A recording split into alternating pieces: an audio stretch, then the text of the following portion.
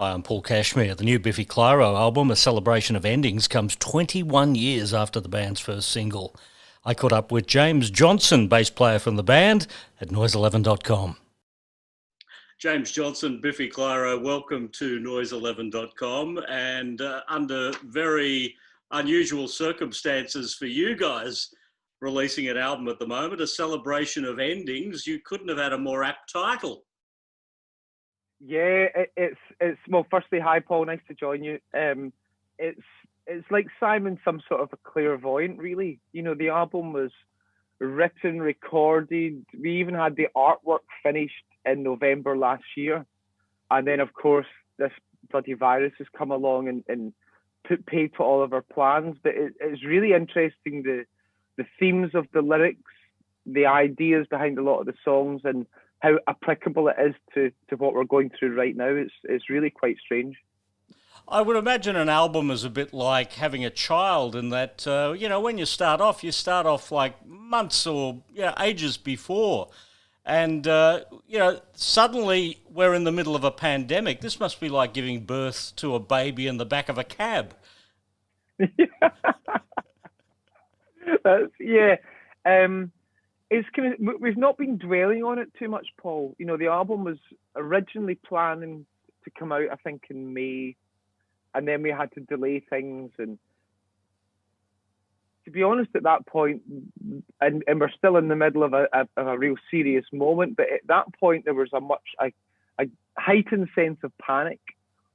The idea of asking people to engage with a record at that point just didn't sit well with any of us. You know, people have trying to scramble their lives into some sort of shape where they can actually exist. So, it's been difficult, but because of what's going on, it's so obviously, a rock band having to delay the release of the record is not the worst thing that's going to happen this year, that's for sure.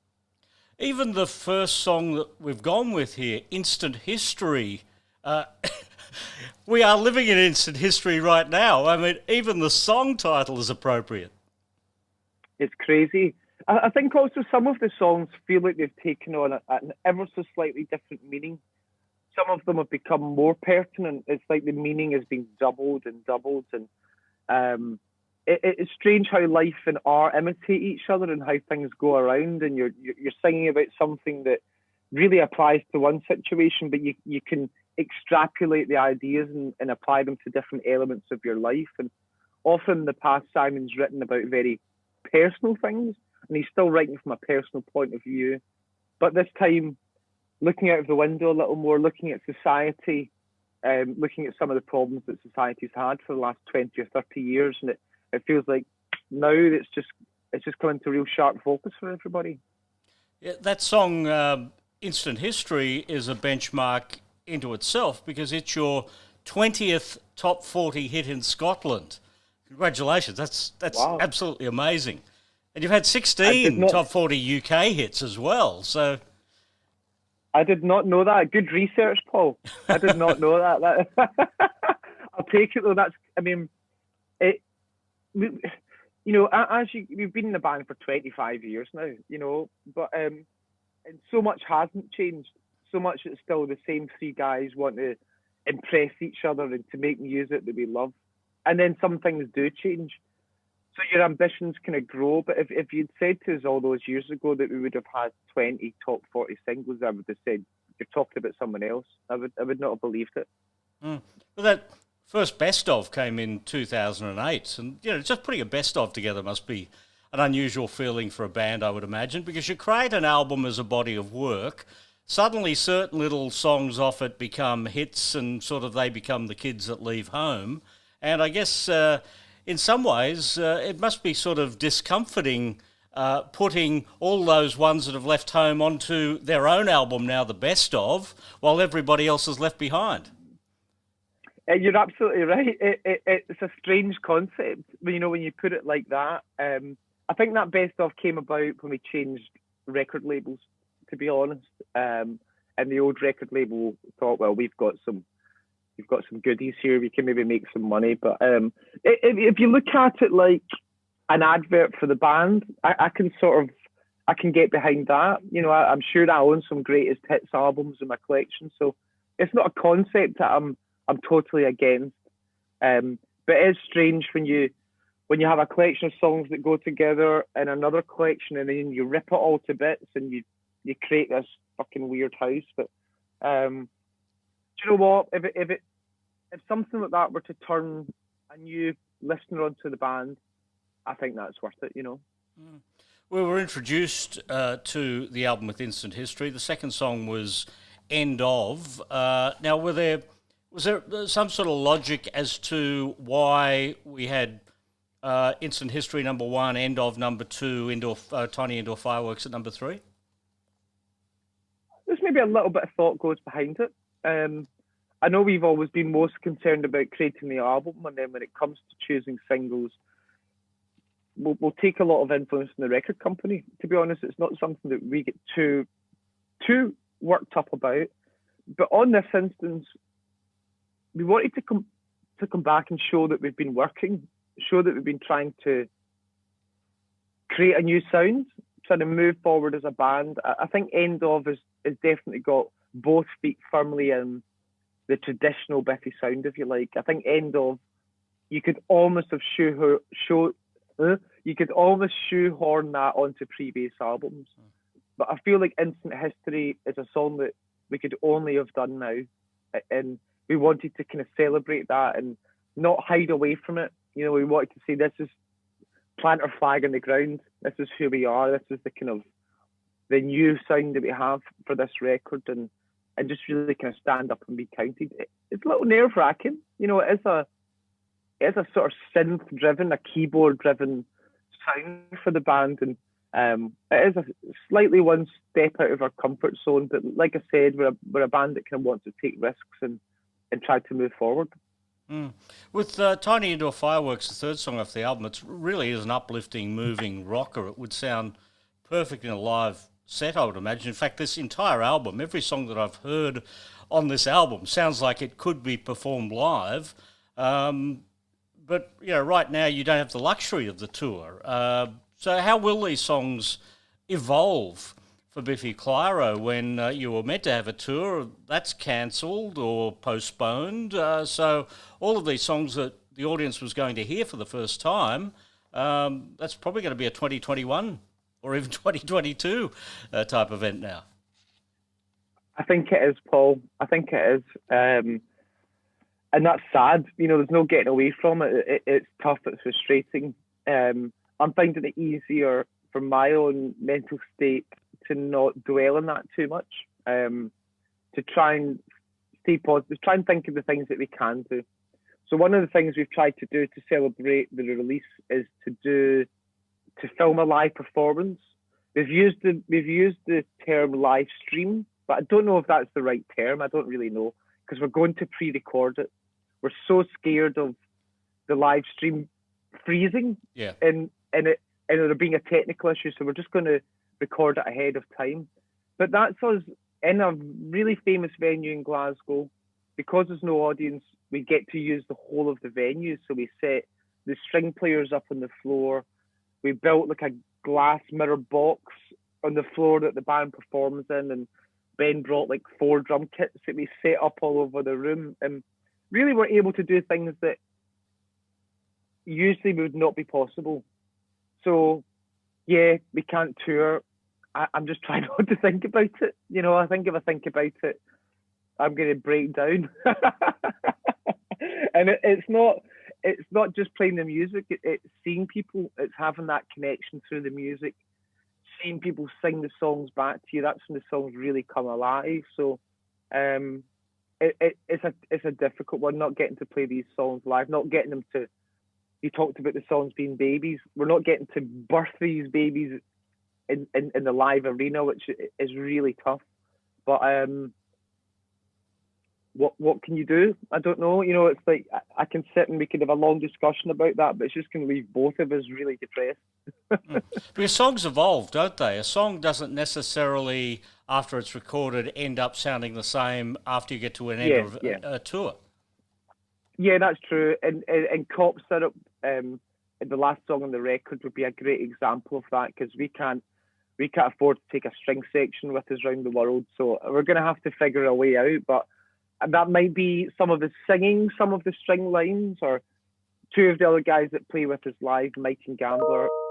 Gambler is an amazing pianist and keyboard player, and Mike can get almost any sound out of his guitar. So I'm sure he can probably play the flute parts on his guitar, and Gambler can maybe do the strings on the keyboard. But as you say, it becomes something slightly different live, and it's like the songs are birthed again. It's another process in the songs coming to life, and we'll just need to keep our powder dry, man. We just need to be patient, keep our powder dry.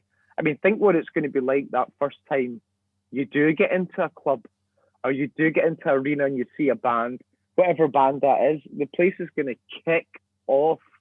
It's going to be wild, and I just can't wait. I can't wait for that moment whenever it comes. Mm. Looking at this incredible history of this band, I went back looking at some dates. Biffy Clyro, 28th of June 1999 was the date the very first single was released. And then I thought, that's interesting. Let me go and have a look at Coldplay. And Coldplay was released on the 22nd of April 1999, exactly 8 weeks earlier. You've had a similar history in that you've had a similar number of hits. Do you see an alignment between, you starting out then, they started out then, you've both been incredibly successful all over the world? I really respect any band that is able to make it their life and to put their life's work into making music, to make a go of it. So many of my favourite bands only made 2 or 3 albums and then they broke up. I mean, even if you look at Nirvana, they just went around for that long, really, in the grand scheme of things. You look at the Beatles, it's crazy what a short amount of time they had, I don't really see huge synergy or comparisons with what we were doing and what Coldplay are doing. I hadn't actually realised that it was so close that our first releases came together.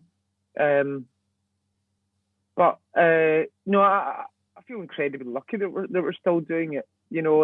On one hand, on the other hand, it's kind of obvious because we care about it. It's what we love doing. Why would you give this up? So I feel really lucky. I mean, I've got to say, I'd love to have Coldplay's money. As would I. Yeah. No, they're cool guys. Good luck to them. Good luck to them. Yeah, see, the trouble is you didn't marry a Hollywood movie star and get yourself front page all over the world. That's the trick. I've totally blown it, I know. What has happened to my life? It worked for Chris Martin, it worked for Keith Urban. Yeah. Well, it worked for Chris Martin for a minute. Just marry a movie star. That's the rule. One of the more recent things that you did, where I found fascinating, was the soundtrack to Balance of Symmetry. And those songs have been popping into the set list, when you last had a set list last year. What was it like working on a film as opposed to your own album? It was great. It was really amazing. One thing to mention is that the film was shot in response to the music. So we recorded all of the music first. And Simon had discussions with the film writer and director about what the themes were going to be, what the story of the movie was. So we definitely knew there was a real collaboration there, but we got to make all the music first, which was amazing. So much freedom in the studio. The record company didn't really get their heads around it. They didn't really know what to do. So they just left us to it. They were like, go and do your thing. And we just had a blast in the studio, really taking songs in a complete journey, taking you in a complete about turn. It actually informed quite a lot of the process of making A Celebration of Endings. It kind of brought us back to being like teenagers in the studio. Like, what does that button do? What's that over there? And does this make a noise? And just kind of exploring a little bit. It doesn't speak about not caring about what you do, because we've always cared. But I think occasionally just taking a slightly more light-hearted approach to something that you care about can sort of yield different results. And I think doing that that Balance Not Symmetry record really taught us a lot. At this stage, and I don't like to use the word career, but at this stage in the band's career, it's really exciting to do something that's a new challenge and that takes you out of your comfort zone a little. Were you offered a cameo in the movie? We were not. They can't afford us. They couldn't Bastards. afford us. That would have been great. That would have been fun. Now, the last show you did in Birmingham, 17th of October 2019, was the date. And, you know, as I mentioned, the movie soundtrack had a few songs in there. How does the set list go together for this band? Because I noticed no Blackened Sky or Vertical Bliss, well, you know, not a lot of singles from there. There was nothing from those first two albums. The set list started with Infinity Land 2004. Have you written off those first two albums as live performances now? Not at all. Not at all, Paul. We're still so proud of those early records. We do occasionally get those into the set. I was going to ask how long did we play for, but we probably did an hour and 45. We usually play for something like 22 songs in that show. 22 songs. It's not a short set. You know, we're not lazy. I think it's just we feel we've gotten better as a band. You know, I guess that's maybe in some ways the easiest way to explain it. We feel like we've kept getting better. You know, I really hate it when bands disown their early music. It really is a bugbear of mine. We're lucky enough to still be so proud of those records, and in no way us not playing them at that show in particular is that a sign that we're fed up with those albums. We were doing some interviews yesterday and we were talking about plans that have now had to be put on hold, but we did have some rough plans to go and celebrate the kind of anniversary of those albums by doing some tours to play those albums in full. It's just a sign of, I mean, I'm going to be bold. It's just a sign of having so many great fucking songs. There's no room for those earlier ones. So it's not about not being proud or disowning them. It's just about trying to squeeze them in, and occasionally they do get a shout. I guess it's just your luck on the night, really. Well, you do make some pretty tough decisions. Puzzle, for instance, there were 6 singles off that album. 2 were number ones, 1 at number 2, 2 at number 5. Yet in that show that I'm referencing, you know, with 5 of your biggest hits ever off that one album, the only one you played was Living as a Problem. So, you know, that must have been a tough choice to drop off some pretty bloody big hits. I'm positive that some bands will sit and go on Spotify or something like that and actually figure out what songs are the most popular, create their set that way, and look, if that works for them, fantastic. For us, it's a little bit more of an artistic statement, writing the set, again, trying to think about how we can take in different moments in the band's past career, musical career, take you on a journey like we do in an album. So it's about kind of the yin and the yang, and the loud and the quiet, and the energetic and the more kind of thoughtful moments. So we don't really sit and go, let's just play the hits. I mean, here's a funny story. Back in probably about, it can't have been far away from that date you gave us earlier, 98, but on one of the first EPs we ever did, we did like a launch night at King Tut's, a famous venue in Glasgow, and everyone's there to get excited about the release of this 4-track EP. And we didn't play any of the songs off that EP. we played 5 or 6 new songs, thinking, well, these are better than the old ones, and everyone's going to love it. And of course, we played those 5 songs, and it's near tumbleweed in the venue. Everyone's like, "What are you doing, man? You're here to support this launch." So we did kind of learn a bit of a lesson there, which is occasionally give the people what they want to hear, but also don't make it too easy for them. So we're never a band that takes the obvious route, whatever that may be. And if it was just a case of getting up and playing our 22 most popular songs, that would just be too easy, wouldn't it? Well, you can leave that for 20 years from now when you're Scotland's Rolling Stones. Exactly. When we're just trying to pay for the private jets and the catering. James, it's been great to talk to you. A celebration of endings. I've been listening to the record over the last couple of days and loving it. It's really powerful stuff, Oh, great. really fresh stuff. In a very depressing year, it's a very fun album to listen to. So thank you for the music. Well, thanks so much, Paul. It's been really nice talking to you. It is a depressing time. There's no getting away from it, but things are going to get better. They can't really get much worse from here. And hopefully, if we find a way to kind of stick together, we'll do it together, because we're not going to do it apart. That's for sure. But I hope you guys all stay safe down there. It's really nice talking to you, and hopefully we'll get a chance to come down and see you before too long. It's well overdue. Yeah, absolutely. Thanks, James. Good man, Paul. Take care. Bye.